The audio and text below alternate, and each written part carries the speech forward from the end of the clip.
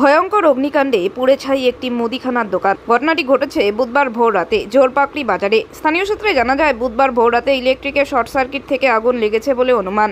এদিন সকাল 11টা নাগাদ দোকান মালিক সত্যেন দাস জানান, দোকানে প্রায় 2.5 লক্ষ টাকার মাল নষ্ট হয়ে যায়। এদিন ভোর 5টা নাগাদ স্থানীয়রা প্রথমে আগুন দেখতে পেয়ে তারাই আগুন নেভানোর কাজে হাত লাগান এবং আগুন পুরোপুরি নিয়ন্ত্রণে নিয়ে আসেন।